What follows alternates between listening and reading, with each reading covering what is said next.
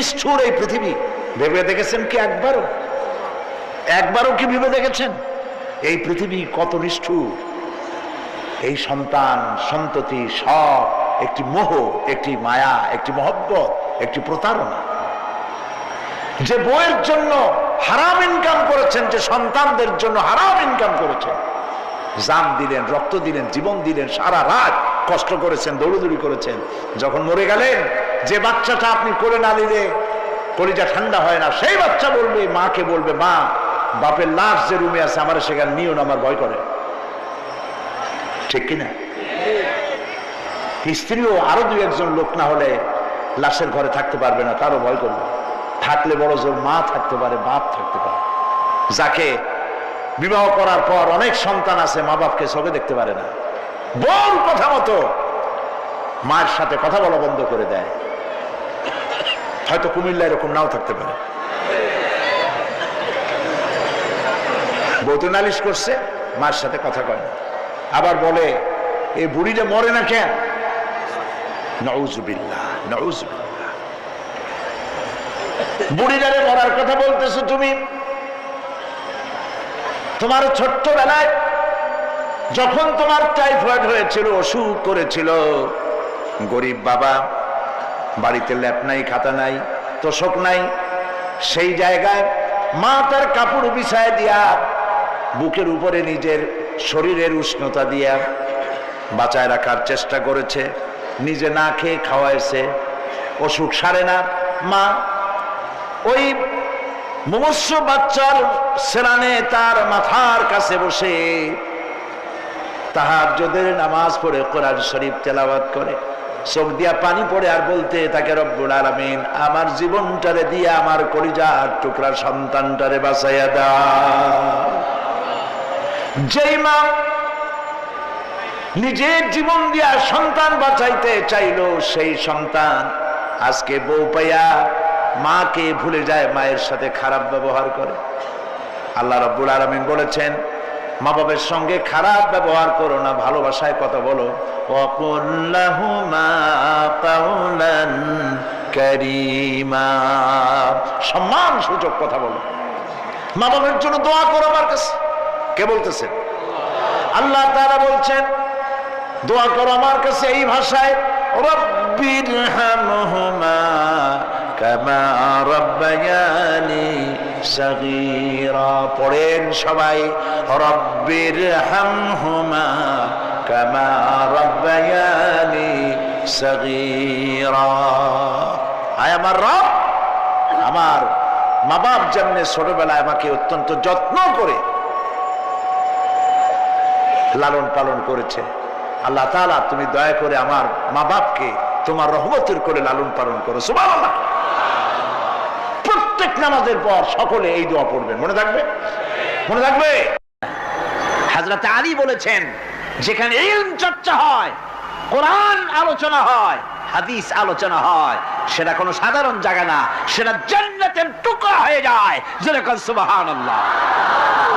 কাজী বেহেশত থেকে শয়তানের জন্য বাইর করিয়া না দেয়, সতর্ক থাকেন। শয়তান কি চায় যে আপনি সারাক্ষণ শোনেন?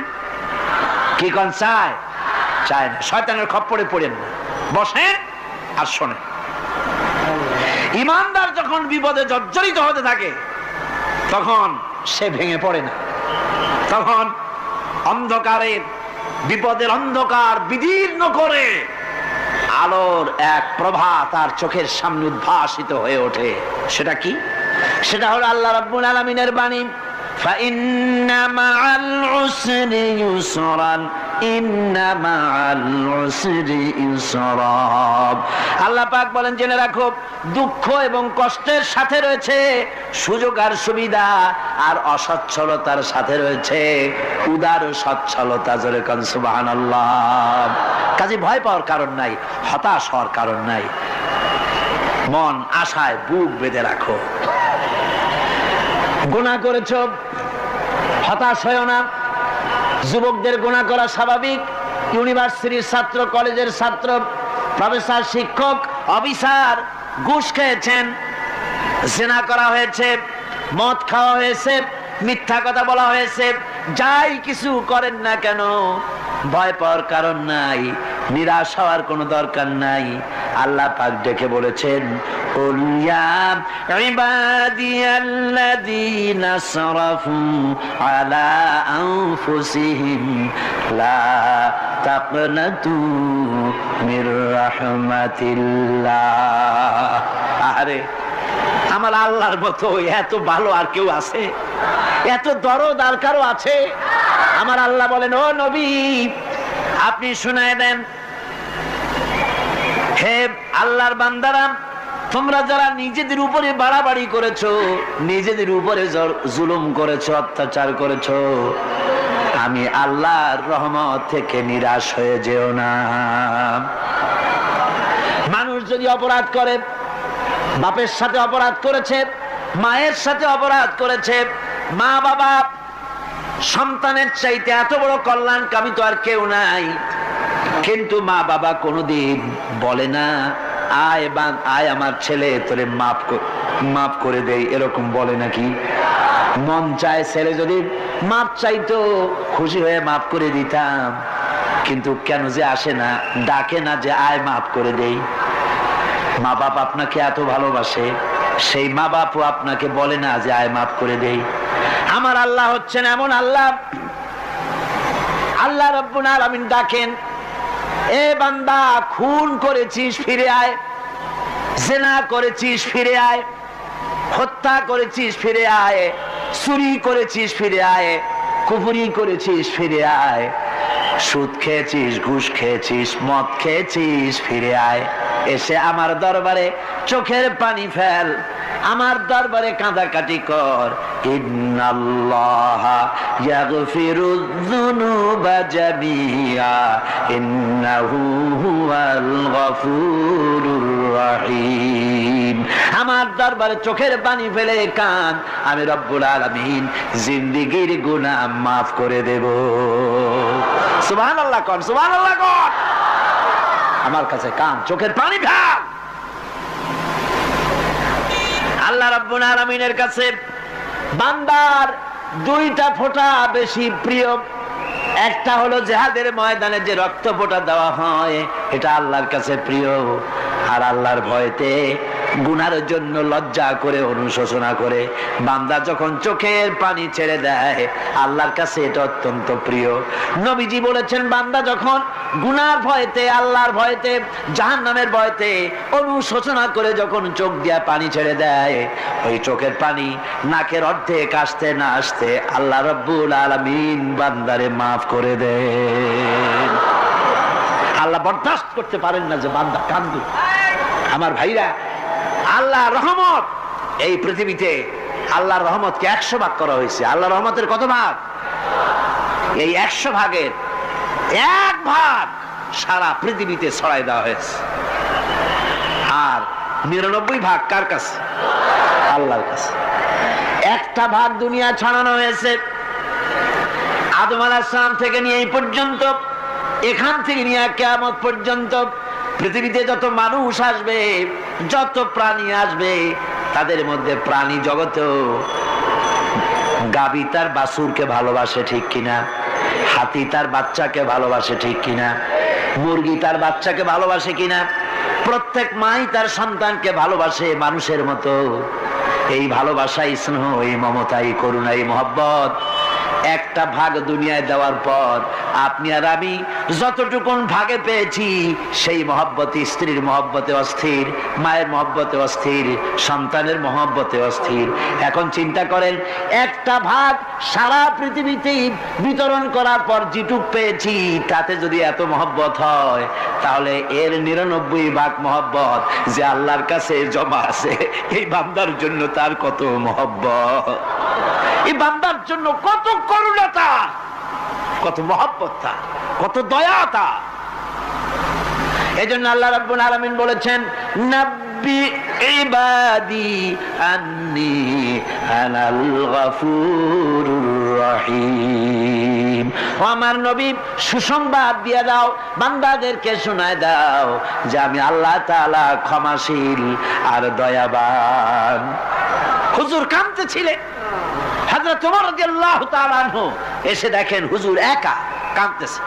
হুজুর জিজ্ঞেস করছেন, হযরত ওমর জিজ্ঞেস করলেন, হুজুর আপনি কাঁদেন কেন একা একা? হযরত ওমর বলেন, আমি যখন প্রশ্ন করলাম নবীজি বললেন, আমার কাছে কিছু আগে জিবরাইল এসেছিলেন।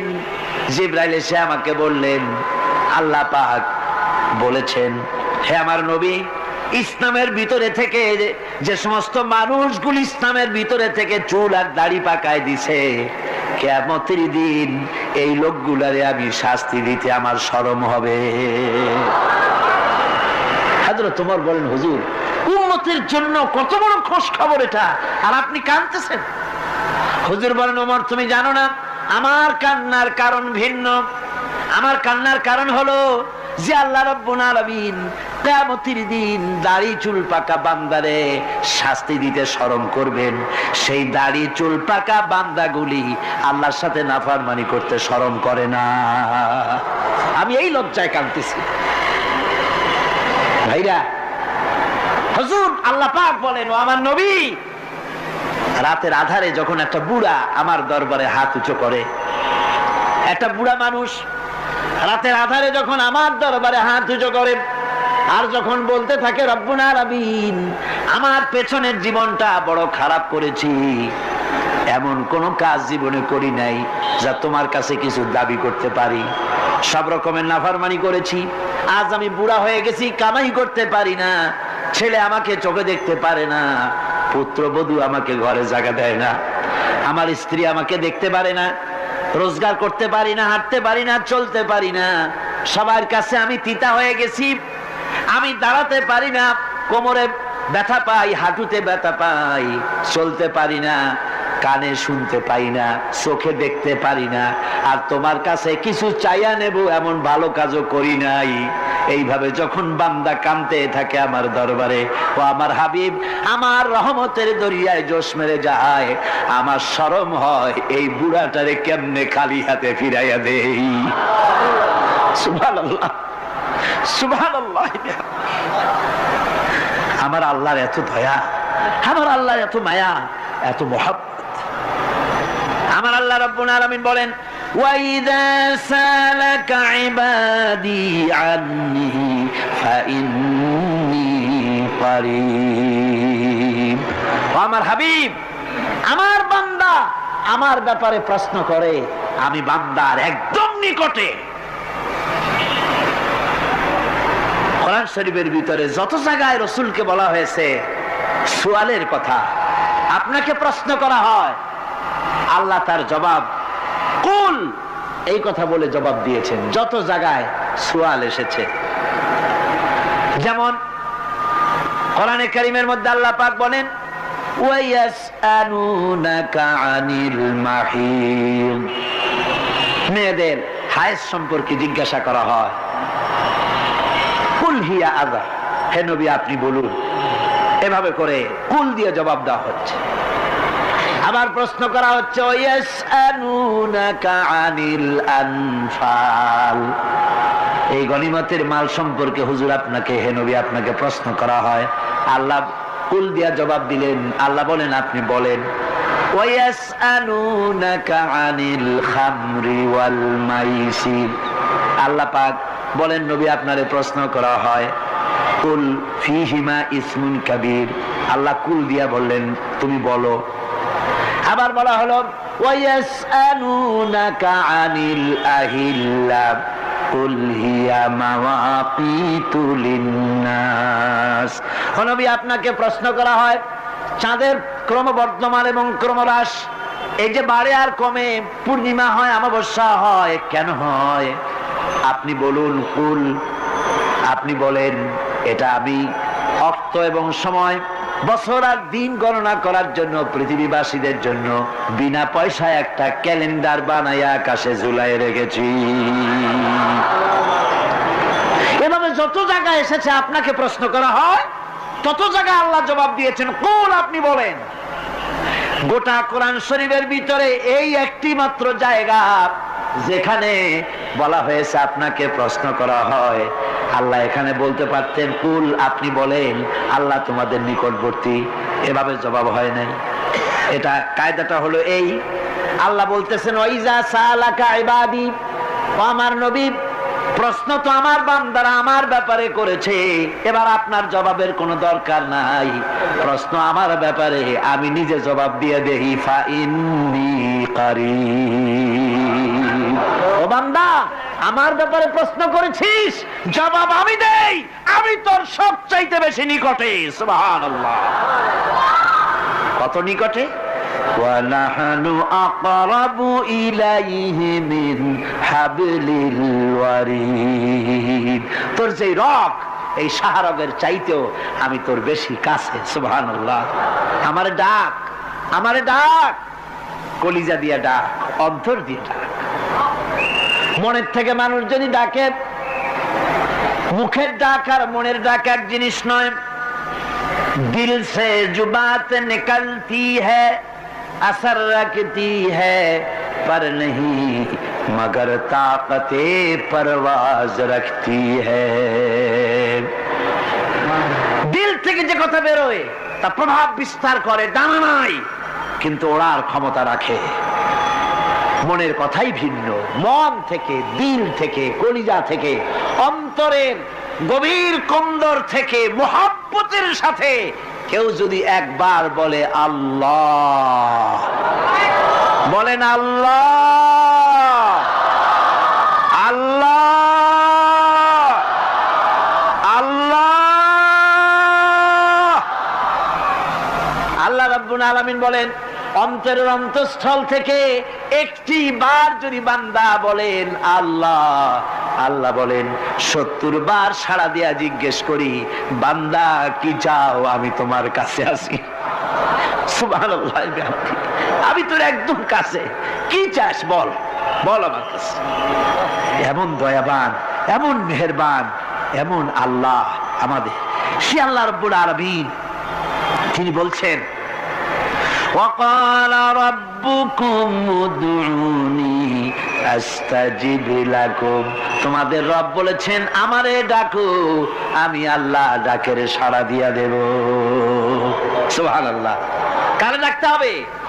কারে ডাকতে হবে? এই বিশাল জনসমুদ্র একযোগে চিল্লা কোন কারে ডাকতে হবে? কোন পীর সাহেবকে নয়, আল্লাহর কসম কোন খাজা বাবাকে নয়। ডাকতে হবে কারে? চিল্লা এখন কারে? ওয়াকালা রাব্বুকুম উদউনি। তোমার রব তোমাকে বলতেছে আমারে ডাকো, আস্তাজিব লাকুম, আমারে ডাকবে আমি সাড়া দিয়ে দেব। সুবহানাল্লাহ। আল্লাহকে ডাকেন। কি চাই আপনার বলেন, কি চাই? আল্লাহর কাছে চান, আল্লাহ দিয়ে দিবেন। দেওয়ার জায়গা আল্লাহর কাছে চাইবেন, আল্লাহ দিবেন।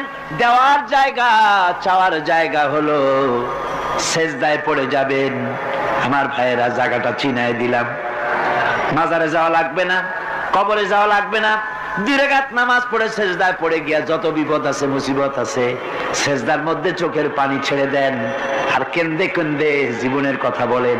আল্লাহ রাব্বুল আলামিন আপনার আওয়াজ শুনবেন আর দোয়া কবুল করে নিবেন। কামতে হবে আল্লাহর কাছে। কার কাছে? আল্লাহর কাছে। সুম্মা ইস্তাগফিরুল্লাহ। আর এরপরে সে যদি আমি আল্লাহর কাছে ক্ষমা চাই, ইয়াজিদিল্লাহ গফুরার রহিমা, সে আমি আল্লাহকে গফুর এবং রহিম হিসাবে পাবে। সুবহানাল্লাহ। আল্লাহকে গফুর এবং রহিম হিসাবে পাওয়া যাবে। সব আল্লাহকে বলতে হবে, গুনাহ মাফ চাইতে হবে। এই জন্য হুজুর সাল্লাল্লাহু আলাইহি ওয়াসাল্লাম দৈনিক 100 বার তওবা পড়তেন। কোন হাদিসে আছে 70 বার, কোন হাদিসে আছে 100 বার তওবা পড়তেন। নামাজের পরে তো প্রত্যেক নামাজই পড়তেন হুজুর। সালাম ফিরাতেন আর সাথে সাথে বলতেন আল্লাহু আকবার, আস্তাগফিরুল্লাহ, আস্তাগফিরুল্লাহ, আস্তাগফিরুল্লাহ। মনে থাকবে আপনাদের? মনে থাকবে? সালাম ফিরাইয়া কি বলবেন? না, সালাম ফিরাবার সাথে সাথে বলবেন আল্লাহু আকবার, তারপরে পড়বেন আস্তাগফিরুল্লাহ, আস্তাগফিরুল্লাহ, আস্তাগফিরুল্লাহ। তওবা করবেন। আল্লাহর কাছে সবসময় গুনাহ মাফ চাইতে থাকবেন, বিনীত থাকবেন। আল্লাহকে পাওয়া যাবে, তাকে রহিম হিসেবে পাওয়া যাবে। সুতরাং ঈমান বিল্লাহ, আল্লাহর প্রতি ঈমান আনলে পরে 4th নম্বরের যে উপকারটা হবে সেটা হলো হতাশায় ভুগবে না, নিরাশায় ভুগবে না, আশায় বুক বেঁধে উঠবে। ঈমান মজবুত হবে, আল্লাহর কাছে মানুষ বিনয়ী হয়ে যাবে। এবার 5ম নম্বরের উপকার, আমি বলছিলাম ঈমান বিল্লাহ, আল্লাহর প্রতি ঈমান আনলে পরে অসংখ্য উপকার হয়, অসংখ্য বৈশিষ্ট্য আছে। এর 6টা উপকারের কথা আমি বলবো। কয়টা? অসংখ্য উপকারের ভিতরে প্রধান 6টি উপকারের কথা বলবো। এর বললাম কয়টা? 4টে বলেছি। এবার বলো পঞ্চম উপকারের কথা। আল্লাহর প্রতি আপনি পূর্ব পশ্চিমে কতবার মুখ ঘোরালেন, এটাই কিন্তু আপনার আসল সৎ কাজ নয়। আসল সৎ কাজ হলো আল্লাহর প্রতি ঈমান আনা। এই ঈমানের ব্যাপারে 3টা দিন আমরা পার করে দিলাম, এখনো কথা শেষ হয় নাই। আল্লাহর প্রতি ঈমান আনলে পরে যে উপকারটা হবে 5ম নম্বরে, সেটা হলো কঠোর এবং কঠিন বিপদের ভিতরে বান্দার ভিতরে অবিচলতা এবং ধৈর্যের সৃষ্টি হয়ে যাবে। আলহামদুলিল্লাহ। কঠিন বিপদ মুসিবত আসলে পরে সে অবিচল থাকবে। সারা দুনিয়ার বিপদ আপদ, শত্রুতা, দুঃখ, কষ্ট, মুসিবত, জুলুম, নির্যাতন সবকিছু পাহাড়ের মতো উঁচু হয়ে তাকে ঘিরে ফেলবে, কিন্তু তাকে এক চুলও নাড়াতে পারবে না। আলহামদুলিল্লাহ। সারা পৃথিবী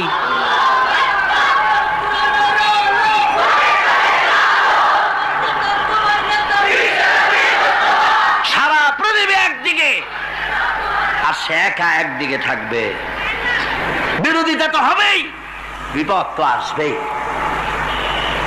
কবি বলতেছেন সাথে জাকা রহা হ্যায় अज़ल से ता इमरोज, सतेजा का रहा है अज़ल से ता इमरोज, चरागे मुस्तफावी से शरारे बुलहबीस।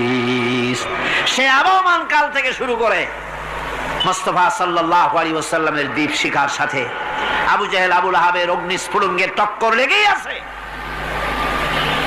রাসূলুল্লাহর আল্লাহর দেওয়া এই বিধান, এই দ্বীনের বাতিটা টিম টিম করে জ্বলেছে। আর গোরকি, টর্নেডো, হাজার হাজার মাইল বেগে হেরিকেন এসেছে, গোরকি এসেছে, টর্নেডো এসেছে, টাইফুন এসেছে, কিন্তু এই আলো নিবাইতে পারে নাই। সুবহানাল্লাহ। এই আলো নিবাতে পারে নাই। এই শত্রুতা চিরকালের, নিবাতে পারবে না। কারণ হচ্ছে আল্লাহ রাব্বুল আলামিন বলেছেন ইউরিদুনা লিইউতফিউ নূরাল্লাহি বিআফওয়াহিহিম ওয়াল্লাহু মুতিম্মু নূরিহি ওয়ালাউ কারিহাল কাফিরুন। ওরা চায় মুখের ফু দিয়ে আমার আলোকে নিভিয়ে দেবে, কিন্তু আমি আমার আলোকে পূর্ণতা দান করব। তাতে কাফের বেঈমানদের কলজায় যত জ্বালা যন্ত্রণা হোক, আমার দ্বীন কেউ মিটাই দিতে পারবে না। সুবহানাল্লাহ। সুতরাং বিপদে অবিচলতা আসবে, সে অটল হবে, মজবুত হবে। কোরআনে কারীম বলতেছে ওয়া কাযালিকা জাআলনা লিকুল্লি নাবিয়্যিন আদুওয়াম মিনাল মুজরিমিন। এই পৃথিবীতে এমনি করে আমি সকল নবীদের শত্রু বানিয়েছি, সব পাপিষ্ঠ অপরাধীদেরকে। নবীদের সাথে বিরোধিতা করেছে কারা? পাপিষ্ঠরা, অপরাধীরা। আজও খুঁজে দেখেন, আজও ইসলামী আন্দোলনের বিরোধিতা যারা করে সবগুলি কি? পাপিষ্ঠ। সত্য কি না কর? ইসলামী আন্দোলনের বিরোধিতা যারা করে হিসাব করে, চোখ দিয়ে তাকায় দেখেন, খুঁজে দেখেন তাদের নামগুলি। মদখোর, জিনাকার, বদমাশ, চোর, হাইজাকার, বেনামাজি, লুটেরা, মিথ্যাবাদী, সবচাইতে সমাজের নিকৃষ্ট লোকগুলি ইসলামের বিরুদ্ধে করে।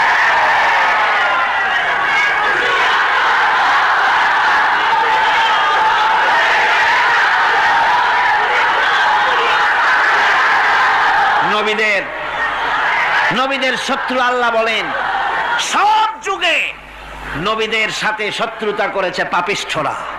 আল্লাহর কথা। কার কথা? সকল যুগে নবীদের সাথে শত্রুতা করেছে পাপিষ্ঠরা, নিকৃষ্ট ধরনের অপরাধীরা। সুতরাং নবী রাসূলদের অবস্থা যখন এই, তখন দ্বীনের দাওয়াত যারাই দেবে তাদের কিসমত এরকম হবেই। এই বাধার মোকাবেলা তাদেরও করতে হবে। এই যে বাধাটা আসে, এই যে মারে, অপরাধ অপরাধ কি এই যে তারা চোর বা ডাকাত যাদের মারা হয়? আল্লাহ রাব্বুল আলামিন বলেন অপরাধ হলো ওয়ামা নাকামু মিনহুম ইল্লা আইয়ুমিনু বিল্লাহিল আজিজিল হামিদ। অপরাধ হচ্ছে ঈমানদার লোকদের উপরে নির্যাতন চালিয়েছে, অন্য কোনো কারণে নয়, কারণ একটাই, তারা আল্লাহর জমিনে আল্লাহর দ্বীন প্রতিষ্ঠা করতে চেয়েছে, আর কোনো অপরাধ না। জমিন আল্লাহর, জমিন কার? এই বিশাল জনসমুদ্র গর্জে উঠুন একযোগে বলুন জমিন কার? আইন চলবে কার? এখানেই সংঘর্ষ বেঁধেছে আবহমান কাল ধরে। মানুষ অত্যাচারিত হয়েছে, সাহাবায়ে কেরাম অত্যাচারিত হয়েছেন। বুখারী শরীফের হাদিসে এসেছে রাসূল করিম সাল্লাল্লাহু আলাইহি ওয়াসাল্লামের কাছে হযরতে খাব্বাব গিয়ে উপস্থিত হয়েছিলেন। হযরতে খাব্বাব বলেন, হাদিসটা এভাবে লেখা হয়েছে বুখারীতে, ওয়ান খাব্বাব বিন আল-আরিদ রাদিয়াল্লাহু তাআলা আনহু قال شكونا إلى رسول الله صلى الله عليه وسلم وهو متوسد بردة له في ظل الكعبة। রাসূলুল্লাহর কাছে গেলাম, কাবা শরীফের কাছে গিয়ে দেখি নবীজি একটা চাদর গায়ে দিয়ে তিনি আরাম ফরমাচ্ছিলেন কাবা শরীফের ছায়ায়। সেখানে গিয়ে বললাম, আলা তাস্তানসিরু লানা আলা তাদউ লানা ইয়া রাসূলুল্লাহ, হে আল্লাহর রাসূল, আপনি কি আমাদের জন্য আল্লাহর কাছে দোয়া চাইবেন না? আপনি কি আল্লাহর কাছে আমাদের জন্য সাহায্য চাইবেন না? আমাদের লোকগুলিকে, মুসলমানগুলিকে মারতে মারতে তো শেষ করে ফেলে দিল। তারা আমাদের সুমাইয়াকে মারলো, আমাদের খাব্বাবকে উটের সাথে পায়ের দড়ি লাগায় টানলো, আমাদের খোবায়েবকে তারা আগুনের উপরে চিৎ করে শোয়ায় রাখলো, না খায় রাখতেছে, মারতেছে, কষ্টে তো শেষ হয়ে গেলাম। হুজুর, আপনি কি আমাদের জন্য দোয়া করবেন না? হাদিস শরীফে এসেছে নবীজি উঠে বসলেন সোজা হয়ে। নবীজি বলেন, ও আমার সাহাবী, ও খাব্বাব, শোনো, তোমাদের আগে এই পৃথিবীতে যারা দ্বীনের দাওয়াত দিতে এসেছিলেন তাদেরকে সমকালীন রাষ্ট্র শক্তি, সমাজ শক্তি তাদেরকে ধরতো। ফায়ুখাজুর রাজুল, তাদেরকে তারা ধরতো। ফায়ুহফারু লাহু ফিল আরদ, আর তার জন্য জমিনের ভিতরে কবর বানাইতো। ওই কবর ফায়ুজালু ফিহা, ওই কবরের ভিতরে তাকে কোমর পর্যন্ত গেড়ে দিত। সুম্মা ইউতা বিল মানশার, এরপরে করাত আনতো। ফায়ুদাউ আলা রাসিহি, এরপরে ওই করাত তার মাথার উপরে রাখতো।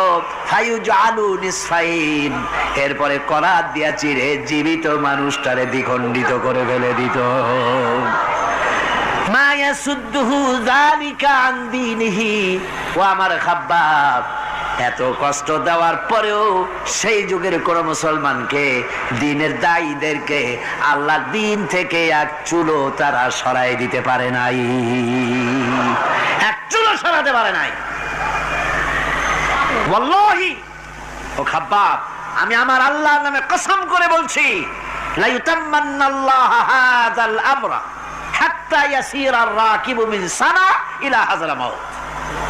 আমি কসম করে বলি, আল্লাহ রাব্বুল আলামিনের এই সানা থেকে হাজারামাত পর্যন্ত লোকেরা যাতায়াত করবে, সুন্দরী রমণীরা গমন করবে, সদাগরেরা যাতায়াত করবে, টাকা নিয়া পয়সা নিয়া যাতায়াত করবে।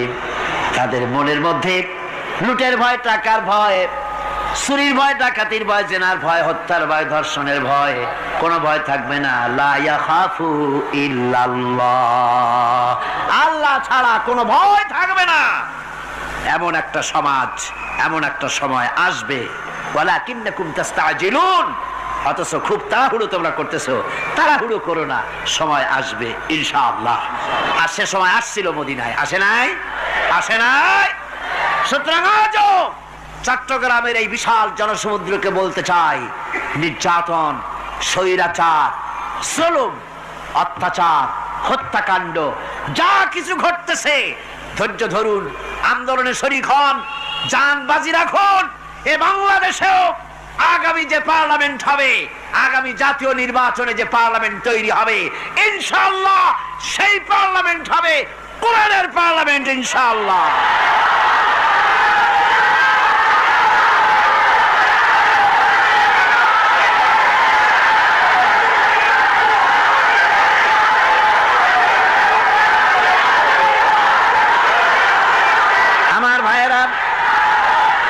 আমার বন্ধুগণ, কঠিন বিপদে অবিচলতা এবং ধৈর্যের দৃষ্টান্ত রেখে গেছেন আম্বিয়া আলাইহিমুস সালাম। সুবহানাল্লাহ। কঠিন বিপদে অবিচলতা, দৃঢ়তা, ধৈর্য কারে বলে, তার দৃষ্টান্ত কারা রেখেছেন? আম্বিয়া আলাইহিমুস সালাম। ওনারাই আমাদের আদর্শ, নবীরাই আদর্শ। সাহাবায়ে কেরাম রিদওয়ানুল্লাহ তাআলা আলাইহিম আজমাইন আমাদের আদর্শ। ভাইরা আমার, মুসা আলাইহিস সালামকে ফেরাউন যখন ঘিরে ফেলে দিল, কোরআনের সব কথা গল্প গুজবার ইতিহাসের জন্য লেখা হয় নাই। কোরআনের মধ্যে যা লেখা হয়েছে সব বান্দাদের উপদেশের জন্য, যাতে করে লোকেরা চিরটা কাল এর থেকে উপদেশ নিয়ে নিজেদের তৈরি করতে পারে। জোরে বলেন সুবহানাল্লাহ। মুসা আলাইহিস সালামের কথা আল্লাহ বলেন, ফেরাউন তাকে ঘিরে ফেলে দিল, পালাবার রাস্তা নাই। ফালাম্মা তারা আল জামআন ক্বালা আসহাবু মূসা ইন্না লামুদরাকুন। মুসা আলাইহিস সালামের উম্মতরা বললেন, হে মুসা, পাকড়াও হয়ে গেছি, পালাবার রাস্তা নাই। তিন দিক থেকে আমাদেরকে ঘেরাও করেছে ফেরাউনের শক্তি। সামনে কি? দরিয়া, আর তিন দিকে কি? ঘেরাও আন্দোলন। হযরতে মুসা আলাইহিস সালামের কাছে উম্মতরা বললেন, পালাবার তো কোনো পথ নাই, এখন উপায়টা কি? আমাদের তো আর উপায় নাই। মুসা আলাইহিস সালাম দেখেন বিপদে পড়ে গেছেন, কিন্তু ধৈর্য হারান নাই, ভয় পান নাই। ভয় পাইছিলেন? ভয় পেয়েছেন? প্রশ্নই ওঠে না। মুসা আলাইহিস সালাম, আল্লাহ পাক যাদেরকে বলেছেন উলুল আযম রাসূল, যাদের বলেছেন তার মধ্যে হযরত মুসা একজন উলুল আযম পয়গম্বর। চারটিখানি কথা না, আল্লাহ কথা বলছেন তার সাথে, কালিমুল্লাহ তিনি।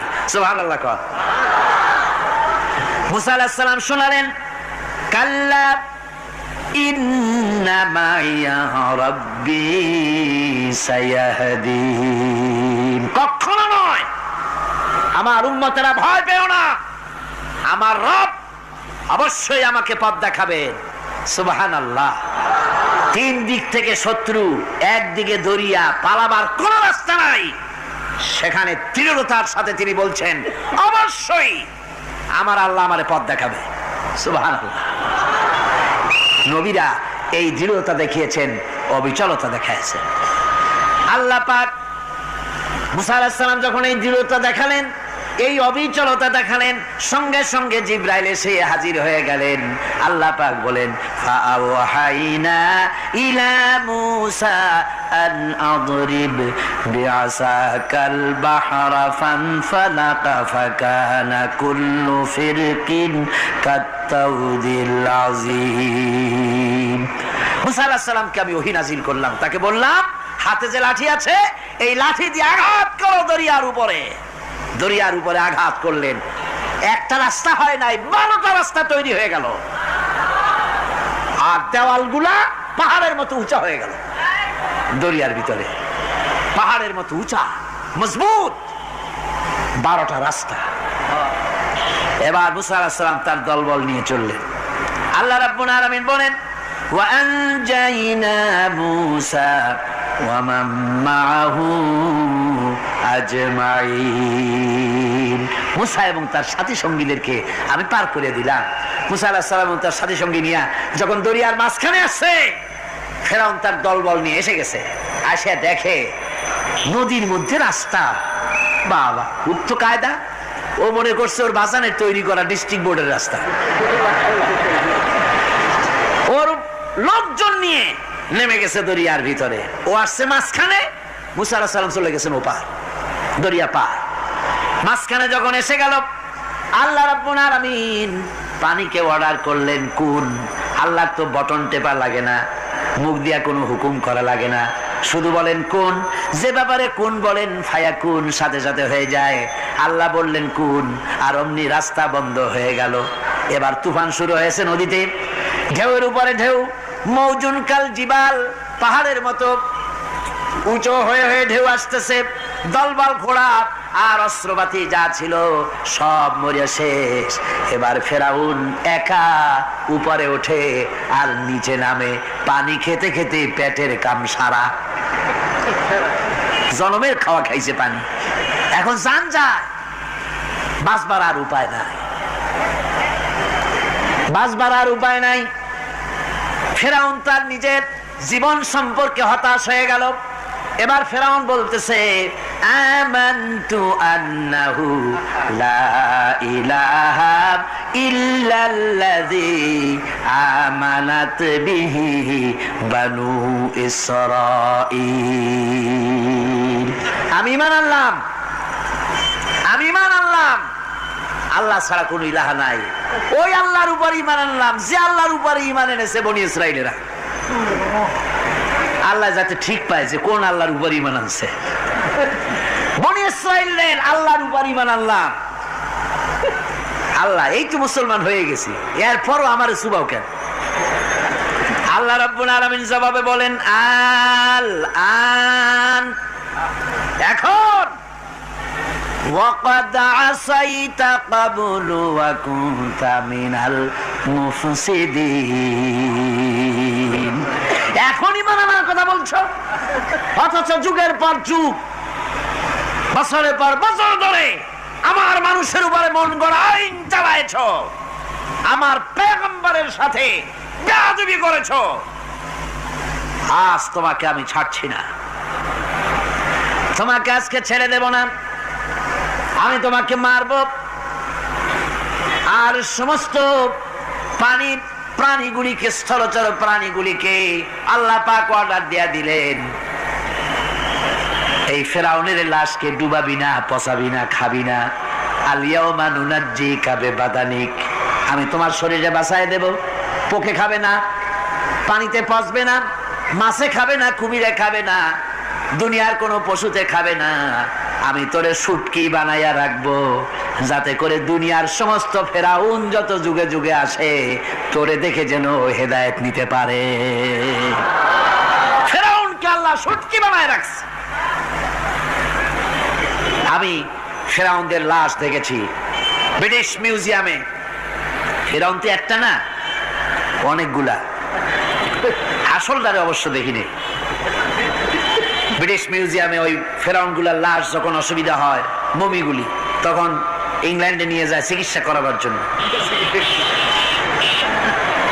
চোখ টোক আছে গর্তের ভিতরে, তারপরে চামড়া টামড়া হাড়ের সাথে মিশানো, ওইভাবে চেহারা দেখলে মনে হয় যে সত্যি ফেরাউনিগুলা।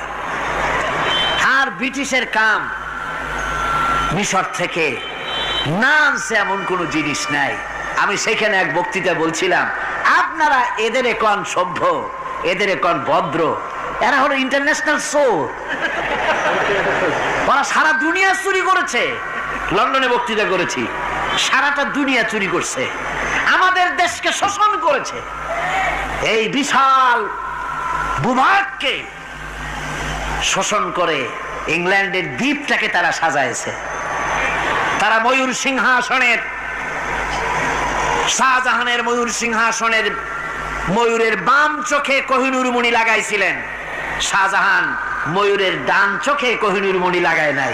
কোহিনূর মণির অনেক দাম, আমি দেখে এসেছি মণি। এখন সেটা কুইন এলিজাবেথের মুকুটে শোভা পাচ্ছে। সেই মণি এমনি বলে প্রবাদে 7 রাজার ধন এক মাণিক্য, বলেন এরকম, অনেক দাম। শাহজাহান দেখালেন, আমি মুসলমান, আমার কাছে এটার দাম নাই, এই জন্য ময়ূরের ডান চোখে লাগালাম না, বাম চোখে লাগাই দিলাম। এইটারে চুরি করছে। তারপরে মিশর থেকে, মিশরের মমি চুরি করেছে, জুতা চুরি করছে, ছাতি চুরি করছে, পিসা চুরি করেছে। আমি বললাম, এগুলা কি ভদ্রলোক নাকি? এরা জুতা চোর, পিসা চোর, লাঠি চোর, সব চুরি করেছে। যাই দেখেন ব্রিটিশ মিউজিয়ামের মধ্যে সব দুনিয়ার চুরি করা জিনিস নিয়ে তারা মানুষকে দেখাইয়া পয়সা অর্জন করছে। টিপু সুলতানের তরবারিটা পর্যন্ত চুরি করেছে। আজও পর্যন্ত ব্রিটিশ মিউজিয়ামে টিপু সুলতানের তরবারিটা আছে, আমি তরবারিটা দেখে এসেছি। আমার বন্ধুগণ, বলতেছিলাম যে পৃথিবীতে আল্লাহ রাব্বুল আলামিন নবীরা তাদের চরিত্র দিয়ে বিপদের মোকাবেলা করে, দুনিয়ার সামনে কঠিন বিপদের মোকাবেলা করে অবিচলতা, দৃঢ়তা দেখায় গেছেন যে কেমন করে এই পৃথিবীতে বিপদের সামনে মোকাবেলা করতে হয়। ধৈর্য ধরতে হবে, বিপদ আসবে পাহাড় সমান হয়ে, আপনাকে ধৈর্য ধারণ করতে হবে সেভাবে বুক বেঁধে। যেহেতু এটা যদি বিশ্বাস হয় যে আমার কিসমতে যা আছে তার থেকে বেশি কিছু হবে না, তাহলেই আপনার ধৈর্য আসবে, ভয় পাবেন না। কথা ঠিক কিনা কন? এবারে হযরত হুদ আলাইহিস সালাম সম্পর্কে আল্লাহ রাব্বুল আলামিন বলেন, হযরতে হুদকে যখন ষড়যন্ত্র হলো কাফির বেঈমানেরা তাকে মেরে ফেলার জন্য যখন সরকারি ষড়যন্ত্রে লিপ্ত হয়ে গেল, হযরতে হুদ সমাজের এই চ্যালেঞ্জের মোকাবেলা করলেন। হযরত হুদ বলেন, ফাকিদুনি জামিআন সুম্মা লা তুনজিরুন ইন্নী তাওয়াক্কালতু আলাল্লাহি রাব্বি ওয়া রাব্বিকুম। তোমরা তোমাদের ষড়যন্ত্র আমার বিরুদ্ধে যত পারো আমার বিরুদ্ধে ষড়যন্ত্র চালাও, এতটুকুন আমার অবকাশ দিও না। আমি এমন আল্লাহর উপরে ভরসা করেছি যার হাতের ভিতরে তোমাদেরও জান আর আমারও জান। যা পারো তাই করো। সরকার সমস্ত শক্তি একত্রিত হয়ে আমার মোকাবেলা করো। একদিকে হুদ আলাইহিস সালাম, আর একদিকে গোটা জাতি। হযরত হুদ ভয় পায় নাই। সুবহানাল্লাহ কোন? ঈমান বিল্লাহ মানুষের কলিজাকে এভাবে শক্ত করে দেয়। কোন আলহামদুলিল্লাহ। এবারে এই বিপদের, কঠিন বিপদের মোকাবেলা করে আমার রাসূল যে প্রমাণ দিয়া গেলেন, আমার রাসূল যে কঠিন বিপদের মোকাবেলা করলেন, ভাইরা আমার, হিজরতের রাতে সওর পাহাড়ের ভিতরে যখন তিনি আশ্রয় নিলেন, হযরতে আবু বকর সাথে ছিলেন। হযরতে আবু বকর রাদিয়াল্লাহু তাআলা আনহু বলেন, হুজুর আপনি দাঁড়ান, এটা তো পাহাড়িয়া গুহা, গুহার ভিতরে সাপ থাকতে পারে, বিচ্ছু থাকতে পারে, আমি আগে ঢুকি, বিপদ যদি হয় আমার উপর থেকে হয়ে যাক। গুহার ভিতরে নেমে গুহা সাফ করলেন। এরপরে হুজুরকে ডাকলেন, হুজুর তাশরীফ নিলেন গুহার ভিতরে। এরপরে হুজুর বললেন, আবু বকর পাহাড়ে হেঁটে হেঁটে 2-3টা পাহাড় পাড়ি দিয়া যাওয়া লাগে সোর পাহাড়ে। মদিনার সোজা রাস্তা হুজুর ধরেন নাই, মেসফালার পথ দিয়া জাবালে খেদোয়ার উপর দিয়া 3টা পাহাড় পাড়ি দিয়া তারপরে হুজুর গেলেন সোর পাহাড়ে। গুহার ভিতরে হুজুর তাশরীফ নিলেন।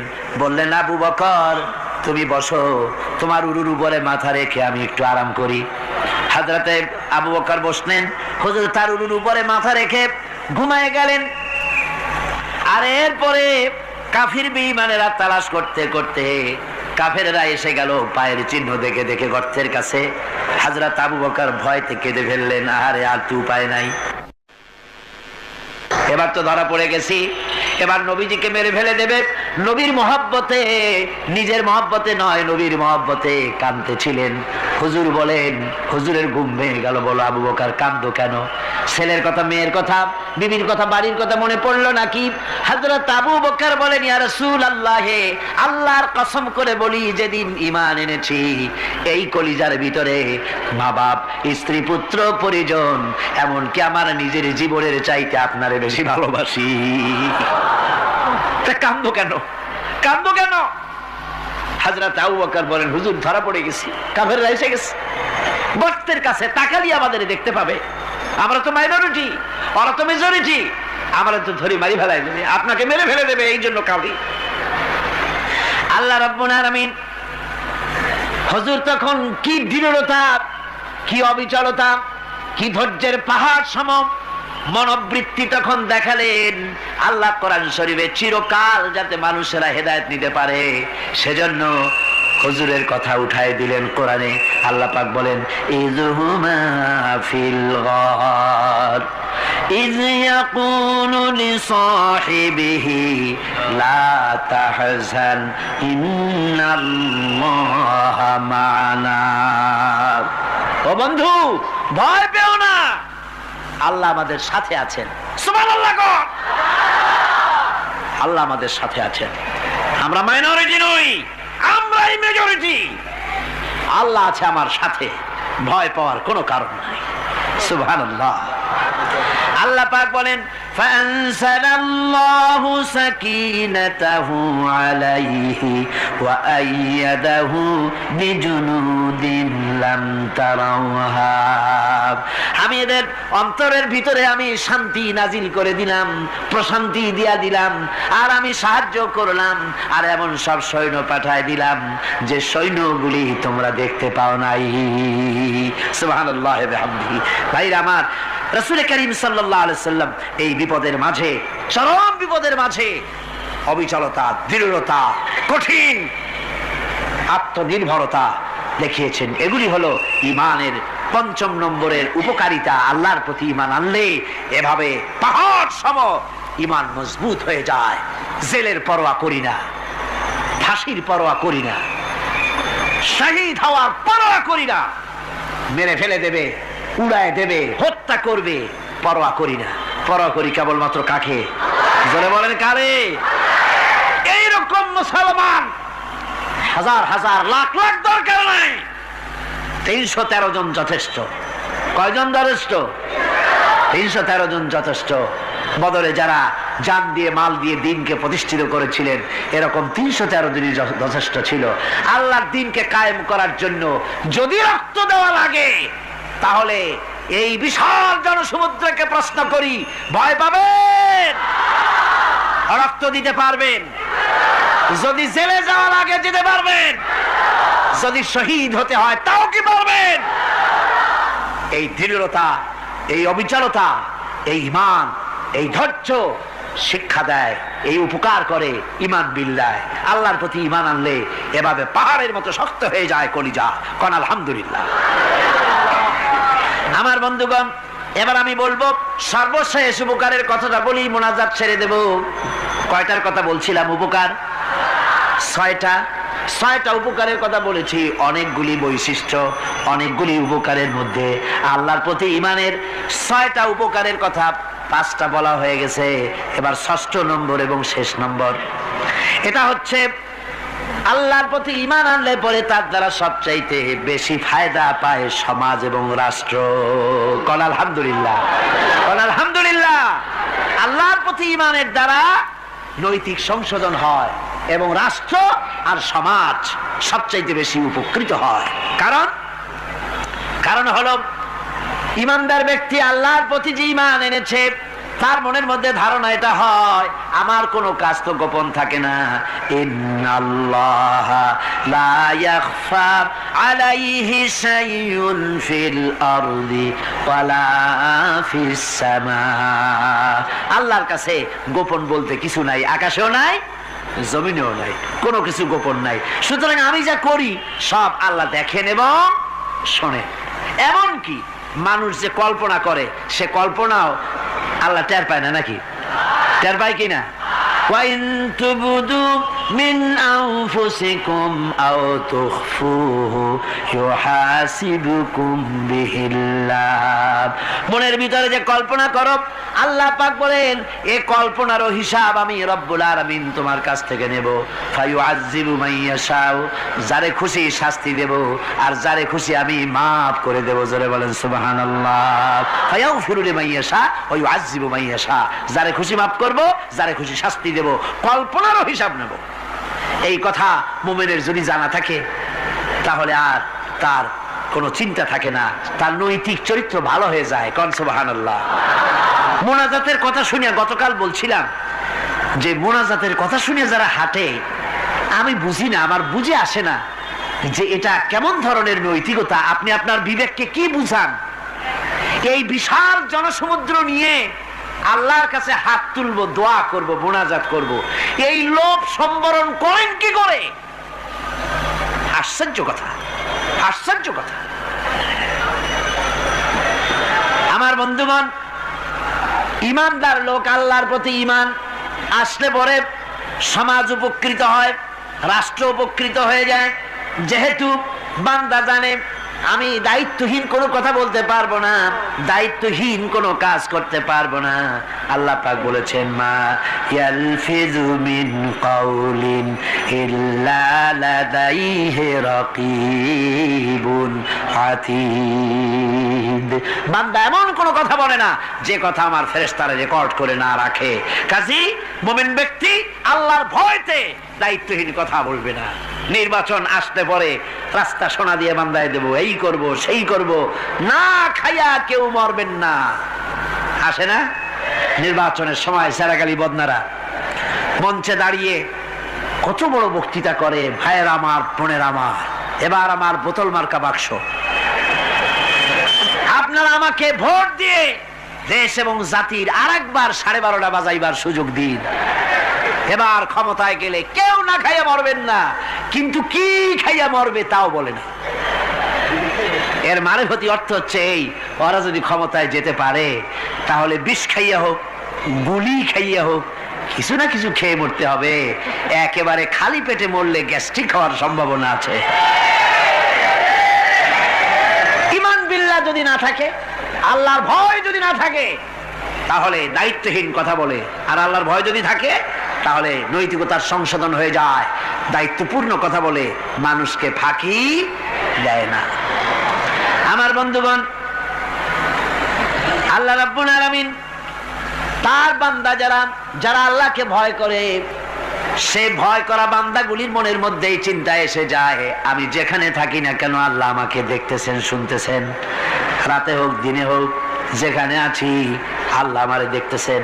আল্লাহ পাক বলতেছেন, ওয়া হুয়া মাআহুম ইয ইউবাইতুনা মা লা ইয়ারদা মিনাল কওলি ওয়া কানা আল্লাহু বিমা ইয়ামালুনা মুহীতা।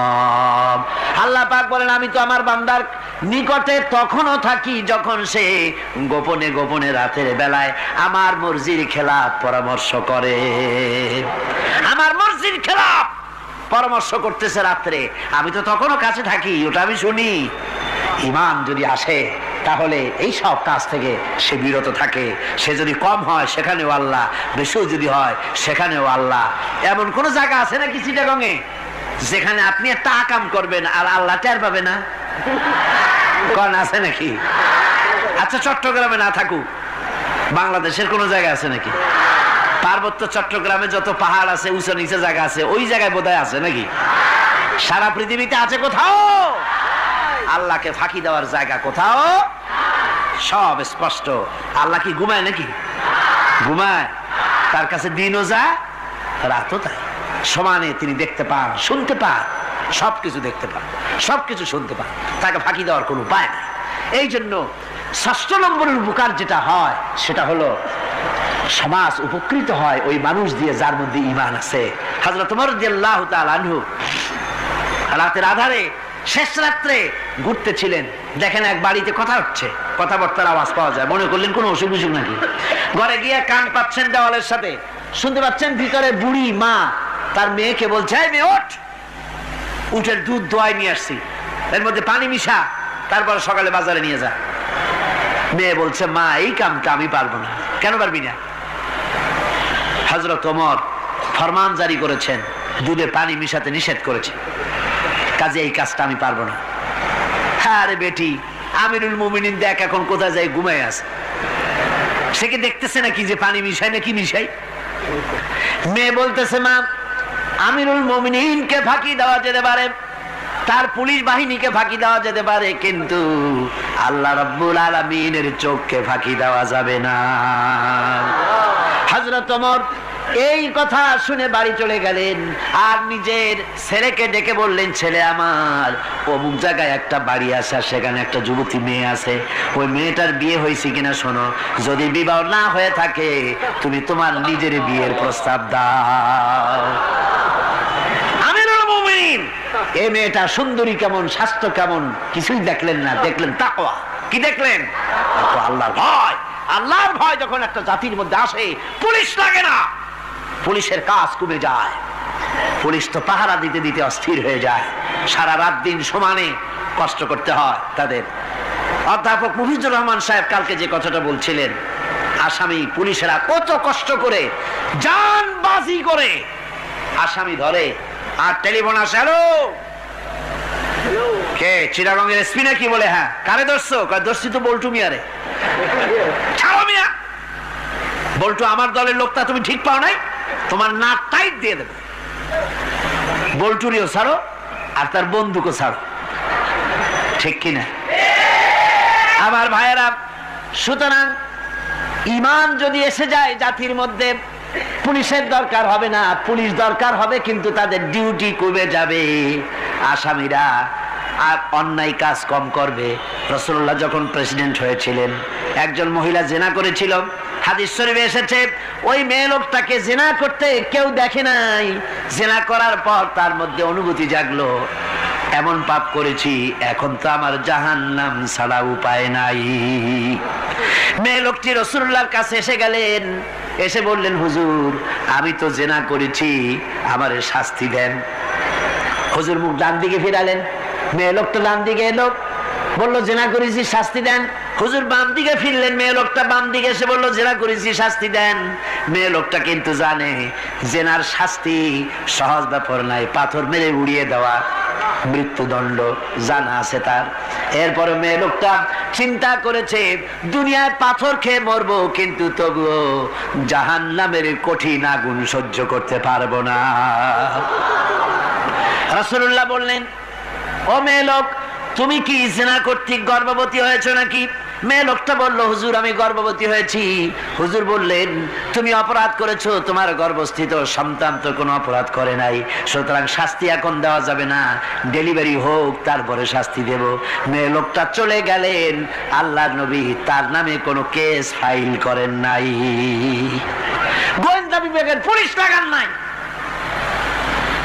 ডেলিভারির পর এই মেয়ে লোক আবার এসে হাজির, পুলিশ দিয়ে আনা লাগে নাই, আবার এসে হাজির, হুজুর আমি সেই হতভাগিনী, বলছিলেন ডেলিভারির পর বিচার করবেন, এই যে বাচ্চা হয়েছে, এই বাচ্চার দায়িত্ব কাউকে দেন, আর আমারে তাড়াতাড়ি শাস্তি দেন, আমি যদি মরে যাই আমি জাহান্নামে চলতে পারবো না। হুজুর বললেন, অপরাধ তুমি করেছো, এই বাচ্চার অধিকার আছে তোমার বুকের দুধ খাবে, আমি সেই অধিকার বাচ্চাকে নষ্ট করতে পারি না, বাচ্চা দুধ ছাড়ুক তারপরে এসো। 2 বছর যেতে না যেতে ওই মেয়ে লোকটি বাচ্চারে কোলে করে নিয়ে এসেছে, পুলিশ লাগে নাই, গোয়েন্দা বিভাগের কাউকে পাঠানো লাগে নাই, মেয়ে লোকটি বাচ্চা কোলে করে নিয়ে এসে হাজির। হুজুর আমারে চিনছেন নাকি? আমি তো সেই হতভাগিনী, জেনা করছিলাম, বিচার চাইছিলাম, ডেলিভারি পরে হবে বলছিলেন, দুধ ছেড়ে দিলে পরে হবে বলেছিলেন, আমার ছেলে এখন দুধ ছেড়ে দিয়েছে, আমি তারে রুটি খাওয়া শিখাইছি, দুধ ছাড়া এখন সে বাঁচবে, আমি তার হাতে রুটি দিয়ে আনছি, দেখেন ও রুটি খেতে পারে, আর দেরি করবেন না, আমার বিচার করে দেন। রাসূলুল্লাহ ছেলেটার দায়িত্ব কাউকে দিয়ে দিলেন, আর বললেন এই মহিলাটিকে নিয়ে যাও, বুক পর্যন্ত মাটির মধ্যে গেড়ে দিয়ে তারপরে রজম করো। মেয়ে লোকটিকে বুক পর্যন্ত গেড়ে দেওয়া হলো, চতুর্দিক থেকে পাথর মারা হচ্ছিল, পাথরে লেগে শরীরে রক্ত ছিটে এক সাহাবীর গায়ে লাগলো, সাহাবী তারে গালি দিয়েছিলেন। হুজুর শুনে বললেন, সাহাবী গালি দিও না, এ মেয়ে লোকের তওবা আল্লাহর কাছে এত কবুল হয়ে গেছে, যদি এই তওবাকে ভাগ করে দেওয়া হয় গোটা মদিনাবাসীর নাজাতের জন্য তা যথেষ্ট হয়ে যাবে। সুবহানাল্লাহ, পুলিশ লাগে নাই, এমন সমাজ কায়েম হয়, ঈমান বিল্লাহ, আল্লাহর প্রতি ঈমান যদি এসে যায়, জাতির যদি রক্তে রন্ধ্রে রগে রেশায় যদি ঈমান এসে যায়, তাহলে পুলিশ বিডিআর আর্মি আরামে ঘুমাবে, তাদের জন্য পরিশ্রম হবে না, কষ্ট হবে না, অপরাধ প্রবণতা কমে যাবে, মানুষের অশান্তি কমে যাবে, শান্তির বন্যা প্রবাহিত হয়ে যাবে। সুবহানাল্লাহি ওয়া বিহামদিহি। এই জন্য রাসূলুল্লাহ বলেছিলেন, খায়রুল কুরুনি কারনি, সর্বশ্রেষ্ঠ যুগ কার যুগ? জোরে বলেন না, সর্বশ্রেষ্ঠ যুগ কার যুগ? রাসূলুল্লাহর যুগ। জোরে কান, কার যুগ? রাসূলুল্লাহর যুগ। এই জন্য আমি আপনাদের খেদমত আরজ করতে চাই, ইসলাম এ ধরনের সীমারেখা ঠিক করে দিয়েছে, তিলকা হুদুদুল্লাহ ফালা তাতাদুহা, এ হলো আল্লাহর সীমারেখা, এই সীমারেখাকে ভঙ্গ করো না, লঙ্ঘন করো না, আল্লাহর উপরে ঈমান পরিপূর্ণরূপে আনো এবং এই ঈমানের উপরে ভিত্তি করে নিজেদের জীবনকে পরিচালিত করো। এই ঈমান যদি জাতির ভিতরে এসে যায়, তাহলে বৈষয়িক জীবনে, দুনিয়ার জীবনে সত্যিকারের যদি শান্তি পেতে চাই, আল্লাহর উপরে ঈমান আনতে হবে। ইহকাল পরকালে যদি নাজাত পেতে চাই আল্লাহর উপরে ঈমান আনতে হবে। আর আমরা আমাদের চিন্তা ভাবনায়, ওঠায় বসায়, চলায় ফেরায় সর্বত্র আল্লাহর উপরে পরিপূর্ণ মাত্রায় ঈমানটা যদি এসে যায় তাহলেই শান্তি, তাহলেই মুক্তি।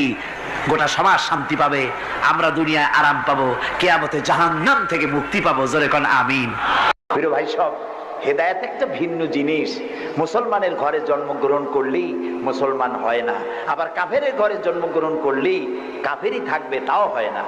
দেখেন না, হযরতে ইব্রাহিম আলাইহিস সালামের পিতা ছিল মুশরিক কাফের। কাফের মুশরিকের ঘরে, মূর্তি পূজারীর ঘরে আল্লাহ পাঠালেন ইব্রাহিম খলিলুল্লাহ আলাইহিস সালাতু ওয়াস সালামকে। সুবহানাল্লাহ।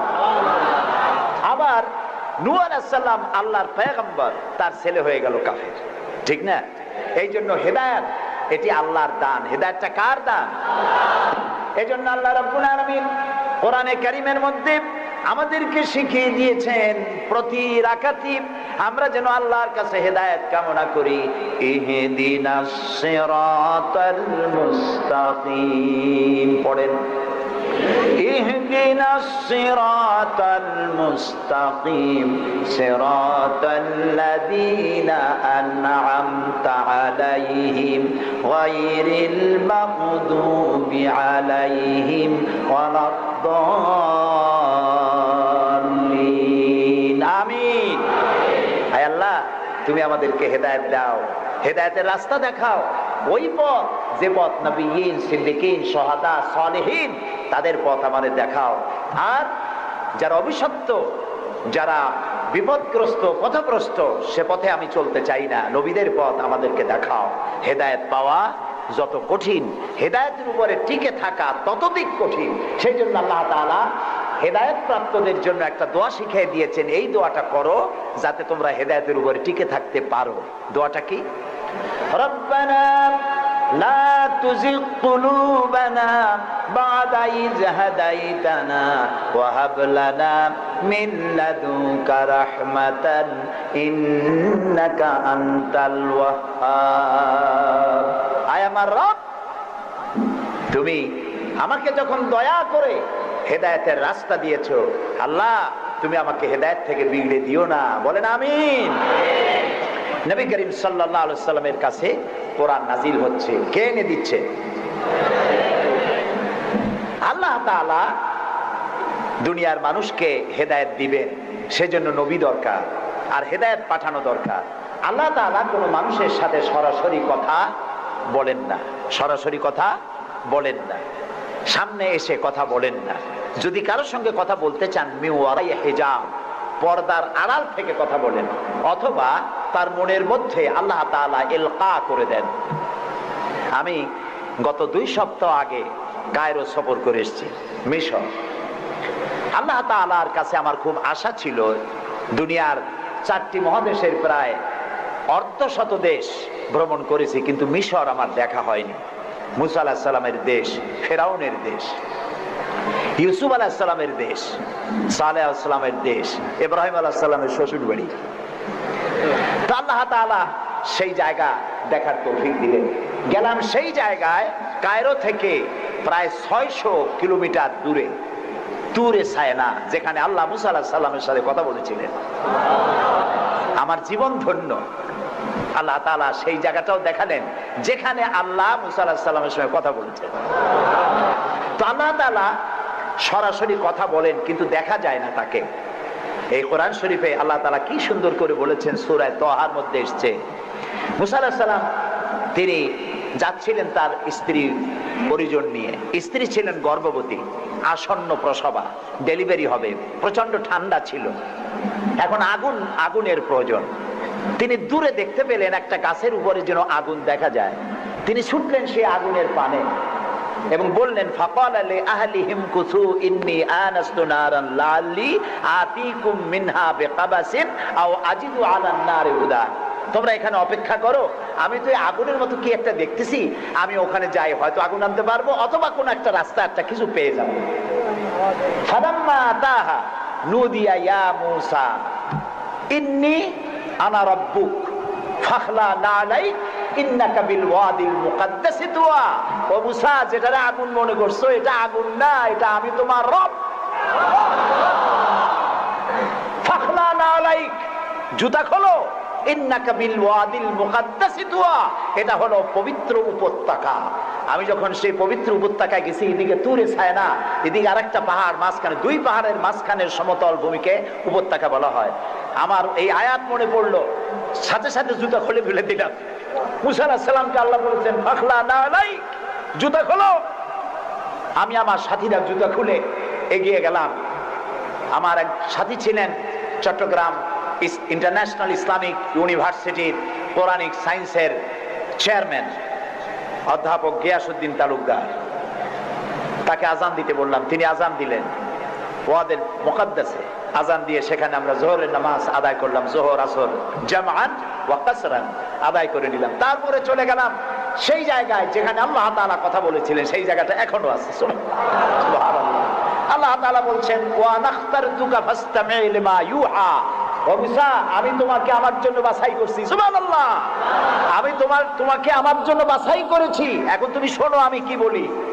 ইন্নানি আনাল্লাহ, আমি আল্লাহ। সুবহানাল্লাহ, সুবহানাল্লাহ। আমি আল্লাহ, লা ইলাহা ইল্লা আনা, আমি ছাড়া কোনো ইলাহ নাই। ফাবুদনি ওয়া আকিমিস সালাতা লিযিকরি, অতএব আমার ইবাদত করো আর আমার শরণার্থে নামাজ কায়েম করো। সুবহানাল্লাহ। ওইখানে দেখলাম দুইটা ধর্মীয় প্রতিষ্ঠান, একটা হলো মসজিদ আর একটা হলো গির্জা, একদম গায়ে গায়ে লাগানো। দুনিয়ার ইহুদি খ্রিস্টান আর মুসলমানেরা এক জায়গায় নামাজ পড়তেছে আর যার যার মতো ইবাদত করতেছে, কোনো ঝগড়া নাই। ইহুদিরাও যাচ্ছে আর খ্রিস্টানেরাও যাচ্ছে, মুসলমানেরাও যাচ্ছে। আমি সেখানে একটা বক্তব্য রাখলাম, বললাম দুনিয়ার ঐক্য, কোন রাজনৈতিক ঐক্যে পৃথিবীর মানুষকে ঐক্য বানাতে পারবে না। ইসলাম দিয়ে ঐক্য করা যাবে, এটাই হলো তার প্রমাণ। পৃথিবীর শ্রেষ্ঠ জাতি এই তিনটি, মুসলমান, খ্রিস্টান, ইহুদি। এই সেরা পৃথিবীতে রাজত্বকারী, ক্ষমতা বিস্তারকারী শক্তি মিলিত হয়েছে ওয়াদে মুকাদ্দাসে। এই তিন শক্তি একত্রিত হয়ে আল্লাহর ইবাদত করতেছে, মারামারি নাই, কাটাকাটি নাই। সুতরাং ধর্মভিত্তিক ঐক্যই পৃথিবীকে শান্তির নিবাস বানাতে পারে। সেখান থেকে সে সফর কাহিনী অনেক লম্বা, আমি বই একটা লিখতেছি, আপনারা দোয়া করেন যেন সেটা বের করতে পারি।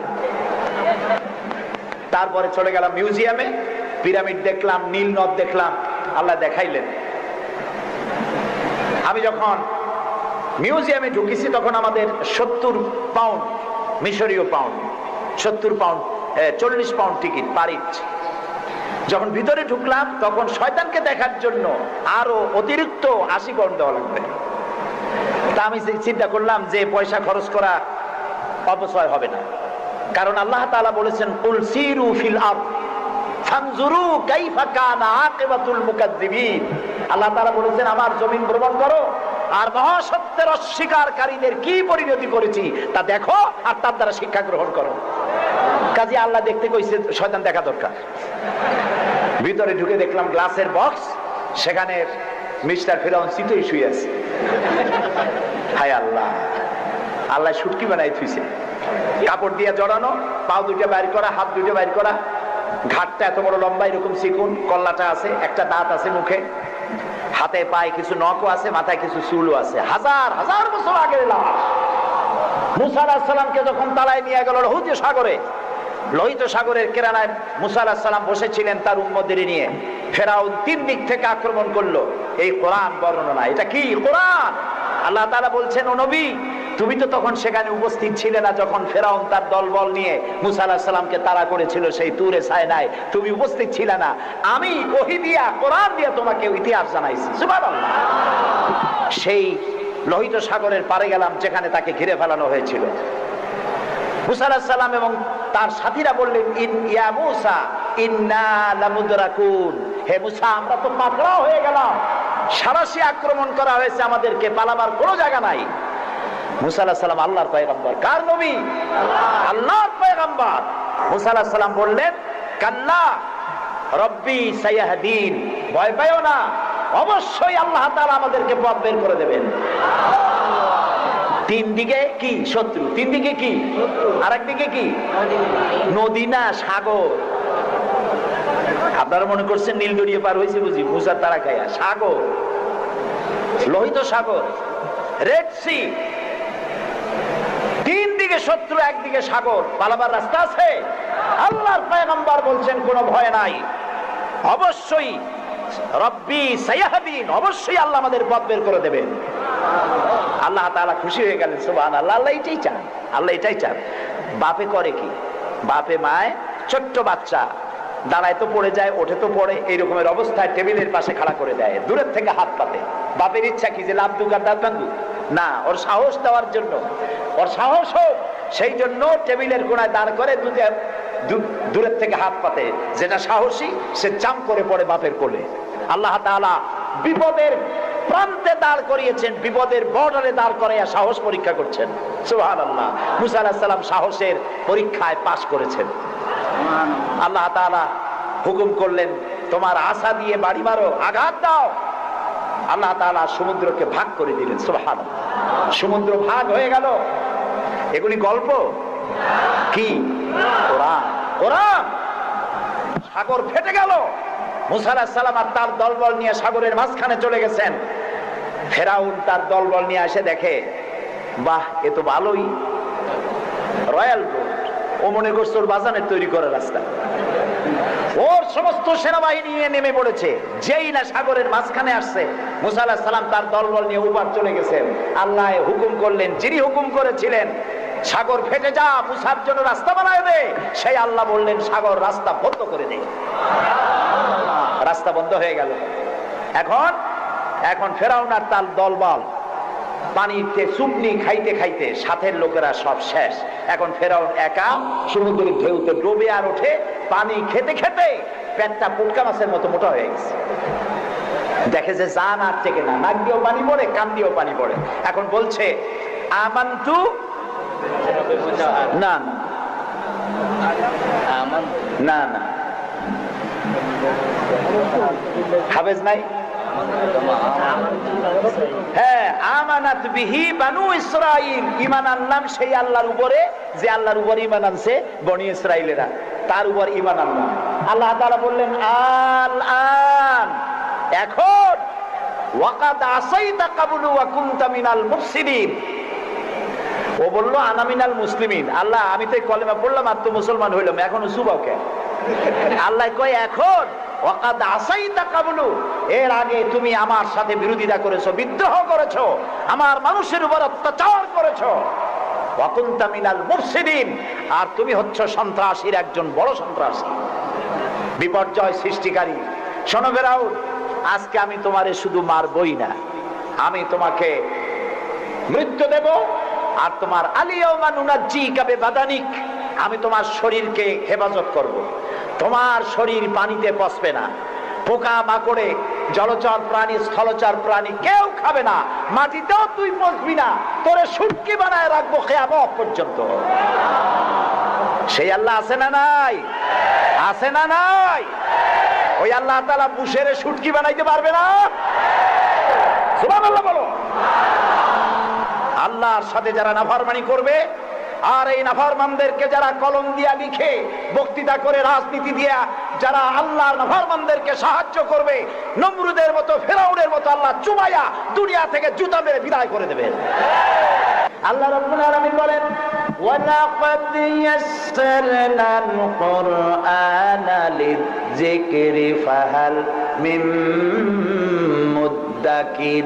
আল্লাহ তাআলা বলেন, কোরআনকে মুখস্থ করার জন্য আমি বান্দার কাছে, মানুষের কাছে বোঝার জন্য আর মুখস্থ করার জন্য আমি আল্লাহ সহজ করে দিয়েছি। আল্লাহ যদি সহজ না করতেন, এই কোরআন আমরা মুখস্থ করতে পারতাম না। নবী করিম সাল্লাল্লাহু আলাইহি ওয়াসাল্লাম এই কোরআন দিয়ে মদিনায় ইসলামী রাষ্ট্র কায়েম করলেন। সুবহানাল্লাহ বলেন। আমি কোরআন শরীফ তাবিজ লেখার জন্য আসে নাই। যারা তাবিজ লেখেন, আমি বিনয়ের সাথে তাদেরকে এই কথাটা বলবো, আপনারা কোরআন দিয়া তাবিজ লিখা ইসলামের কোনো উপকার করেন নাই, ক্ষতি করছেন। আমি একটু ব্যাখ্যা দিয়ে বলি, তাহলে বুঝতে সুবিধা হবে। তাবিজ দিয়া লেখা কি ক্ষতিটা করলেন? ক্ষতি করছেন এই, সাধারণ মুসলমানেরা আপনাদের কাছে, হুজুরদের কাছে মামলা মোকদ্দমার বিষয় জানার জন্য আসে না। সংঘর্ষ বেঁধেছে, মীমাংসা হবে কেমন, এজন্য আসে না। স্কুল কলেজ মাদ্রাসা অথবা অন্য কিছু তৈরি করবে ইত্যাদির জন্য আপনার কাছে জানতে আসে না। আপনার কাছে আসে, ছেলে বিয়ে করছে, বহুত দিন হয়েছে, বাচ্চা হয় না, তারপরে পেটের অসুখ হয়েছে, মাথায় যন্ত্রণা, গরু হারায় গেছে, খুঁজে পাওয়া যায় না, বউরে জেনে ধরছে, মেয়েকে ভূতে ধরছে। এই সব কালো জিরে পড়া, তেল পড়া, পানি পড়া, আর কালো সুতোয় গিরে দেওয়া, এই সব কাজেই আপনার কাছে আসতেছে। কেন? আপনি বুঝাইছেন যে এখানে আসলে তাবিজ দেওয়া যায়, ঝাড়ফুঁক করা যায়, দোয়া দুরুদ করা যায়, সেই জন্য বড় কাজ থইয়া এই কাজে আপনার কাছে আসতেছে। অথচ বিশ্বাস করুন, রাসূলুল্লাহ কোরআন দিয়ে তাবিজ লেখেন নাই, সাহাবায়ে কেরামও করেন নাই। একজন সাহাবীও তাবিজ লিখেছেন এর দলিল যদি কারো জানা থাকে, মেহেরবানি করে আমাকে জানাবেন, আমি আপনার কাছে শিখবো। ঝাড়ফুঁক করেছেন রাসূলুল্লাহ নিজেও, ঝাড়ফুঁক করেছেন সাহাবায়ে কেরাম, কিন্তু তাবিজ লেখেন নাই। তাবিজ লিখে মানুষকে বোঝানো হয়েছে এটা তাবিজের কিতাব, কিন্তু তা নয়, এটা সংবিধান। সুবহানাল্লাহ। এটা কনস্টিটিউশন, এর মধ্যে অর্থনীতি, সমাজনীতি, রাজনীতি, ইতিহাস, ভূগোল কি নাই, কোরআনের মধ্যে সব আছে। সুবহানাল্লাহ। মুহাম্মদুর রাসূলুল্লাহ, সবাই বলেন সাল্লাল্লাহু আলাইহি ওয়াসাল্লাম, তিনি মক্কি জিন্দেগিতে লোক তৈরি করলেন। আবু বকর, ওমর, ওসমান, আলী রিদওয়ানুল্লাহ তাআলা আলাইহিম আজমাইন, এই জাতীয় লোক তৈরি হয়ে গেল। কেন তৈরি হলো? দেখেন আল্লাহ কি বলেন। আল্লাহ রাব্বুল আলামিন বলেন, হুয়াল্লাযী আরসালা রাসূলাহু বিল হুদা ওয়া দীনিল হক লিইয়ুযহিরাহু আলাদ দীনি কুল্লি ওয়া কাফা বিল্লাহি শাহীদা। আমি আমার রাসূলকে প্রেরণ করেছি পৃথিবীতে, তিনি আল্লাহ যিনি তার রাসূলকে পৃথিবীতে প্রেরণ করেছেন এই জন্য দ্বীনে হক আর সত্যের বিধান সহকারে পাঠিয়েছেন, যাতে করে পৃথিবীর মানব গোষ্ঠীর উপরে আল্লাহর আইনকে তিনি বিজয়ী করে দিতে পারেন। পৃথিবীতে কার আইন চালু হবে? বলেন সবে জোরে, আল্লাহর আইন। আল্লাহর আইন যতদিন ছিল, শান্তিও ততদিন ছিল। নবী করিম সাল্লাল্লাহু আলাইহি ওয়াসাল্লাম মদিনায় গেলেন, মদিনায় গিয়ে তিনি কি হয়েছিলেন কোন তো? রাষ্ট্রপ্রধান। বলেন না কি হলেন? রাষ্ট্রপ্রধান, প্রেসিডেন্ট হলেন, রাষ্ট্রপতি হলেন। তার সংবিধান কি ছিল? কোরআন। এটা আইনের কিতাব। আপনি পড়ে দেখেন। আমি অনুরোধ করব, সাংবাদিক হন, সাহিত্যিক হন, কবি হন, আর ঔপন্যাসিক হন, রাজনীতিবিদ হন, আর ব্যবসায়ী হন, যে কোনো ব্যক্তি হন, কোরআনটারে বুঝুন। কোরআন তাবিজের কিতাব নয়। চুরি করলে, ডাকাতি করলে, জেনা করলে, ব্যভিচার করলে কি শাস্তি হবে, জুডিশিয়াল ল, ফৌজদারি দণ্ডবিধি কোরআনে আছে না নাই? এই যে সন্ত্রাস ছড়িয়ে পড়ছে সারা পৃথিবী, এই সন্ত্রাসীদের শাস্তি কি হওয়া উচিত তা কি কোরআনে আছে? আছে। সূরা মায়েদার মধ্যে আল্লাহ পরিষ্কার করে সন্ত্রাসীদের শাস্তি কি হবে তা এর মধ্যে পরিষ্কার করে বলে দিয়েছেন। আপনি আমি মরে গেলে পরে আপনার আমার পরিত্যক্ত সম্পত্তি কে কতটুকুন পাবে তা ভাগ করে কোরআনে বলা আছে? বলা আছে। এমন কোন জিনিস নাই যা কোরআনে কারীমের মধ্যে আল্লাহ তাআলা স্পষ্ট করে ঘোষণা করেন নাই। আল্লাহ বলেছেন তিবিয়ানান লিকুল্লি শাই, সব কিছুকে খুলে খুলে আমি কোরআনের মধ্যে বলে দিয়েছি। বলেন সুবহানাল্লাহ। প্রিয় ভাই সব, কোরআন যেই মানবে, আজকে নিশ্চয়ই হিন্দু ভাইরাও আসছেন, আছে। আমরা মাহফিলে হিন্দু ভাইদেরকেও স্বাগত জানাই। কেন জানাই জানেন? কোরআন শরীফ শুধু মুসলমানদের জন্য নয়। আল্লাহ কি শুধু মুসলমানদের? বলেন আপনারা, আল্লাহ কিন্তু মুসলমানদের। আল্লাহ হচ্ছেন রব্বুল আলামিন, সকলের আল্লাহ। তো যিনি সকলের আল্লাহ, তার কোরআন হবে কি শুধু মুসলমানদের? কোরআন শরীফের শুরুতেই এর মাঝে আল্লাহ বলে দিয়েছেন হুদাল লিন্নাস, হুদাল লিন্নাস, হাযা বায়ানুল লিন্নাস। এটা গোটা বিশ্বের সমগ্র মানব মণ্ডলীর জন্য হেদায়েতের গ্রন্থ কোরআন। এই জন্য আমি যখন ইউরোপ আমেরিকায় যখন বক্তৃতা করি, তখন ইউরোপ আমেরিকায় বক্তব্য শোনার জন্য মাল্টি ন্যাশনাল পিপল আমার সামনে থাকে। খ্রিস্টান থাকে, ইহুদি থাকে, মুসলমান থাকে, হিন্দু থাকে। আমি আমার আলোচনায় বলি, আপনাদের মুসলমান হওয়ার দরকার নাই, কারণ আমার যে মুসলমান আছে তাই আমি সামলাইতে পারতেছি না। মুসলমান হওয়ার দরকার নেই, শুধুমাত্র কোরআনের বিধান মানেন, কোরআনের আইনটা যদি মানেন আপনারা শান্তি পাবেন। মুসলমান হওয়ার দরকার নাই, কোরআনের আইন মানেন, শান্তি পাবেন। কয় কিরকম? আমি বলি দেখেন, সুদ, সুদ হালাল না হারাম? এই সুদ দিয়ে মানুষ শোষিত হয় না উপকৃত হয়? শোষিত হয়। কারা শোষিত হয়? গরিবরা। কারা শোষিত হয়? গরিবেরা। দেখেন আল্লাহ যা বানায় শয়তান তার উল্টো একটা বানায়। আল্লাহ বানিয়েছেন জাকাত ভিত্তিক অর্থ ব্যবস্থা। জাকাত হলো ধনীদের কাছ থেকে নাও, গরিবদের দাও। আর সুদ হলো এর উল্টা, গরিবদের কাছ থেকে নাও, ধনীদের দাও। এটা হলো শয়তানের বানানো। এখন ব্যাংকের থেকে সুদ নেয় গরিবেরা, নিয়ে সার কিনলো, বীজ কিনলো, হালের বলদ কিনলো, জমিন চাষ করলো, ফসল বুনলো, কিন্তু অনাবৃষ্টি অতিবৃষ্টির কারণে ফসল হলো না। ব্যাংকের সুদ মাফ হবে? হবে না। সুদ চাপ সৃষ্টি করা হবে দেওয়ার জন্য। যদি না দেয় তাহলে বাকি হালের বলদ বেচা লাগবে, বইয়ের সোনার শেষ চুরি গাছা ভিটে বাড়ি বিক্রি করে ব্যাংকের সুদ পরিশোধ করতে হবে। ব্যাংকে টাকা রাখছিল কারা? বুঝেন না কেন? কারা রাখছিল? তাদের টাকা আরো বাড়লো, আর গরিবের টাকা যা ছিল তাও শেষ হয়ে গেল। এখন দেখেন আল্লাহ কি বলেন। আল্লাহ রাব্বুল আলামিন বলেন ওয়াহাল্লাল্লাহুল বাইআ ওয়া হাররামার রিবা। আল্লাহ তাআলা বলেন আমি সুদকে হারাম করেছি আর ব্যবসাকে করেছি হালাল। সুদ হারাম। কত বড় হারাম? রাসূলুল্লাহ বলেছেন সুদের মধ্যে ৭০টি গুনাহ, তার ৭০ গুনাহ হলো নিজের গর্ভধারিণী মাকে বিবাহ করা। নাউযুবিল্লাহ। ঘৃণার সাথে বলেন নাউযুবিল্লাহ।